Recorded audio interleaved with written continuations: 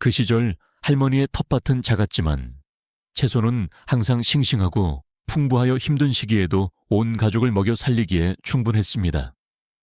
놀라운 점은 할머니가 화학 비료나 현대적인 도구를 필요로 하지 않으셨다는 것입니다. 부엌에서 버릴 만한 것들, 고춧가루 한 꼬집, 건초, 채소를 삶은 물 약간, 만으로도 오늘날까지 저를 놀라게 하는 텃밭 가꾸기 비법을 만드셨습니다. 오늘은 여러분의 텃밭을 바라보는 방식을 바꿀 수 있는 할머니의 오래된 첫 번째 비법들을 알려드리겠습니다. 1. 매운 고춧가루를 뿌려 동물을 쫓아내기 씨를 뿌릴 때마다 할머니 텃밭에 길고양이들이나 야생토끼들이 찾아왔던 것이 생생하게 기억납니다. 할머니는 그물을 치거나 비싼 울타리를 만들지 않고 그저 채소밭 주변에 고춧가루 한 겹을 뿌려 두셨습니다. 캡사이신의 강한 냄새는 어떤 동물도 가까이 오지 못하게 했습니다. 덕분에 약한 어린 싹들은 보이지 않는 벽으로 보호받는 것처럼 안전했습니다. 부엌에 흔한 향신료 한 꼬집만으로 할머니는 한 계절 내내 채소를 안전하게 지키셨습니다.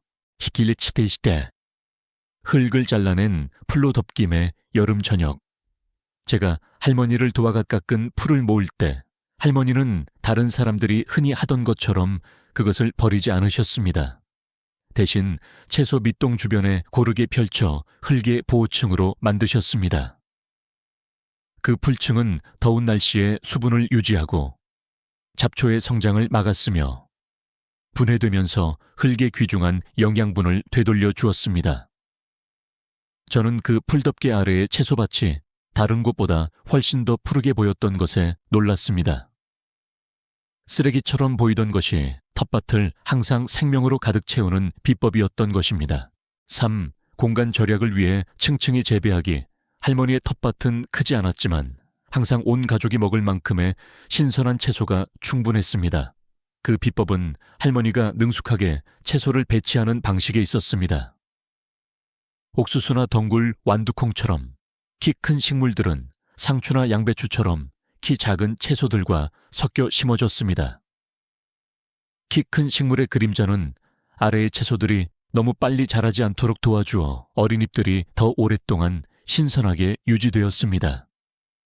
할머니의 텃밭은 작은 숲처럼 보였고 각 층의 식물들이 서로 얽혀 서로를 보호했습니다.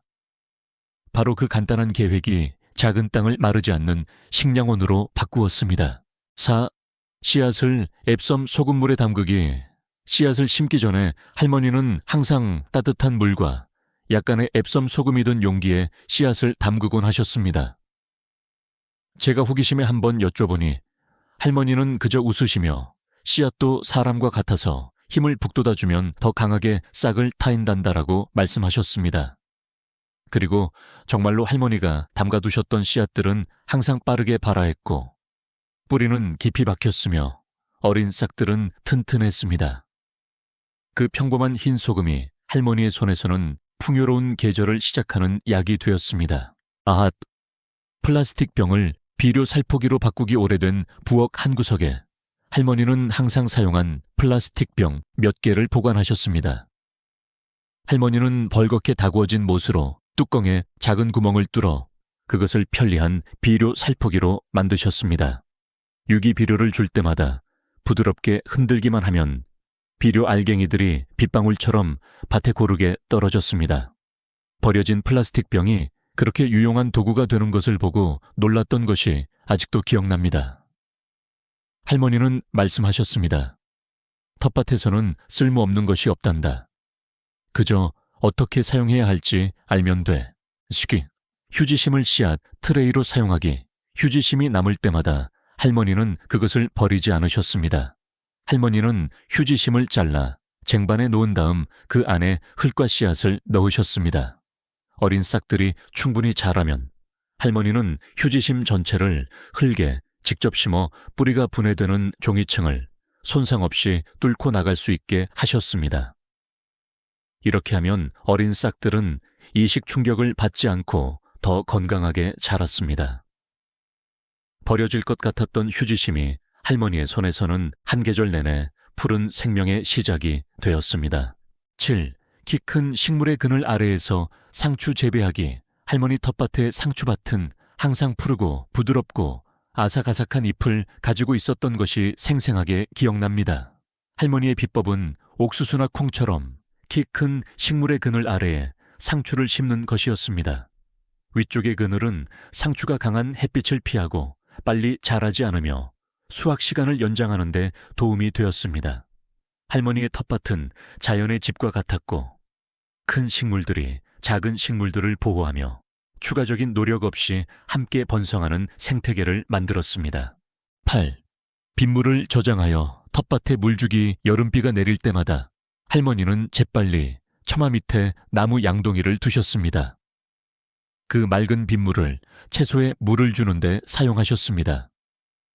할머니는 빗물에는 수돗물처럼 화학 물질이 없고 신선해서 식물들이 더 잘 흡수한다고 말씀하셨습니다. 이른 아침 할머니가 신선한 빗물로 밭에 물을 주는 것을 기억합니다. 식물의 잎사귀들은 감사하는 듯 흔들렸습니다. 하늘에서 내린 그 빗방울들이 많은 건조한 계절을 거쳐 텃밭을 살아있게 했습니다. 9. 플라스틱 병을 잘라 어린 싹 보호하기. 씨앗을 심는 초기에는 할머니는 항상 작은 싹들이 비나 강풍에 휩쓸려 가지 않을까 걱정하셨습니다. 할머니는 버려진 플라스틱 병을 가져다가 반으로 자른 후 각 식물 위에 거꾸로 씌우셨습니다. 눈 깜짝할 사이에 텃밭 전체의 어린 싹들은 수십 개의 작은 보호 온실을 갖게 되었습니다. 그 안에서는 열과 습기가 안정적으로 유지되었고 식물들은 빠르고 튼튼하게 자랐습니다. 아침에 병을 제거하고 푸른 싹들이 생기로 가득 차 우뚝 솟아있는 것을 보았을 때 제 마음은 감탄으로 가득 찼던 것이 기억납니다. 10바 퇴비더미를 씨앗과 분리하기. 텃밭 한 구석에 할머니는 씨앗을 포함한 잡초와 정원 쓰레기를 위한 별도의 퇴비더미를 만드셨습니다. 할머니는 말씀하셨습니다.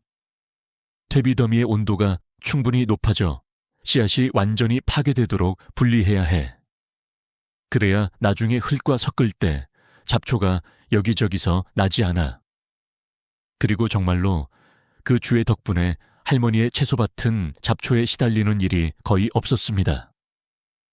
조용하지만 항상 텃밭을 깨끗하고 정돈되고 생명으로 가득 채우는 작업이었습니다. 할리플. 나무재와 커피 찌꺼기 섞기. 할머니는 장작 스토브를 켤 때마다 나무재를 모아 사용한 커피 찌꺼기와 섞으셨습니다. 이 혼합물을 채소 밑동 주변에 뿌리셨는데 며칠 후 밭이 훨씬 더 푸르고 활기차게 보였던 놀라움을 아직도 기억합니다. 쟤는 튼튼한 줄기를 위한 칼륨을 공급했고 질소가 풍부한 커피 찌꺼기는 잎사귀를 더 푸르고 무성하게 만드는 데 도움이 되었습니다. 쓰레기처럼 보이던 두 가지가 할머니의 손에서는 텃밭 전체에 귀중한 영양분이 되었습니다. 12. 플라스틱 물통을 이용한 점적 관수 시스템. 햇볕이 뜨겁게 내리쬐어 땅이 갈라지는 날에도 할머니는 채소가 시들까 걱정하지 않으셨습니다. 플라스틱 물통을 가져다가 바닥에 작은 구멍을 몇 개 뚫고 식물 밑동 옆에 놓으셨습니다. 할머니가 물을 부으면 물이 천천히 떨어져 흙을 점차적으로 적셨습니다. 이렇게 식물의 뿌리는 항상 촉촉하게 유지되었고 침수될 위험도 없었습니다. 저는 할머니의 채소줄들이 건조한 계절 내내 버티는 것을 보면서 겉보기에는 간단해 보이는 그 비법들의 솜씨와 장기적인 안목을 이해했습니다. 13. 화분 바닥에 스펀지 놓기. 할머니가 현관에 놓아두었던 작은 채소 화분에는 항상 바닥에 스펀지를 놓으셨습니다. 덕분에 과도한 물이 적절히 유지되어 흙이 너무 빨리 마르지 않고 식물의 뿌리가 물에 잠기지 않았습니다. 따라서 화분 속 어린 싹들은 가장 더운 날에도 항상 신선하고 활기찼습니다. 저는 스펀지처럼 간단한 것이 그렇게 많은 힘든 계절을 통해 식물을 건강하게 유지할 수 있다는 것에 놀랐습니다. 14. 텃밭의 꽃과 씨앗 먹기 할머니는 항상 저에게 텃밭에서는 먹을 수 있는 것은 어떤 것도 버리지 마라 라고 가르치셨습니다. 호박꽃은 노란색일 때 따서 속을 채워 튀겨 먹었는데 맛있고 영양가도 높았습니다. 해바라기 씨가 익으면 볶아서 여름 저녁에 온 가족이 간식으로 먹었습니다. 그 맛, 텃밭의 소박한 달콤함, 그리고 할머니가 식물의 모든 부분을 활용하여 가족을 먹여 살리셨던 방법이 아직도 기억납니다. 10보. 묘목 이식용 넓은 잎컵 할머니는 묘목을 새 밭으로 옮기실 때마다 뿌리를 끊거나 줄기를 손상시키지 않으셨습니다. 할머니의 비법은 입구가 넓은 컵을 사용하는 것이었습니다. 뿌리가 아직 어리고 약할 때 할머니는 식물의 밑동에 컵을 씌우고 능숙하게 흙덩이 전체를 들어올려 새 장소로 옮기셨습니다. 식물은 온전한 상태를 유지하며 이식 충격을 전혀 받지 않았습니다.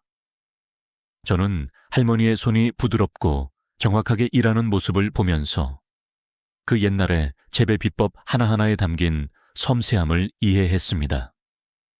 할머니의 옛 정원, 비록 작았지만 푸른 채소가 마르지 않고 끊임없이 공급되어 그녀의 영리함과 소박한 지혜를 증명하듯 내 기억 속에 영원히 살아 숨 쉬고 있습니다.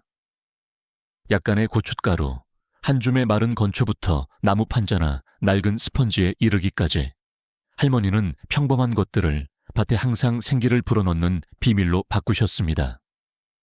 그러한 비법들은 식물에 영양을 공급했을 뿐만 아니라 때로는 보잘것없어 보이지만 오랜 세월 지속되는 옛것에서 지속 가능성과 행복이 나온다는 교훈을 제 마음에 심어주었습니다.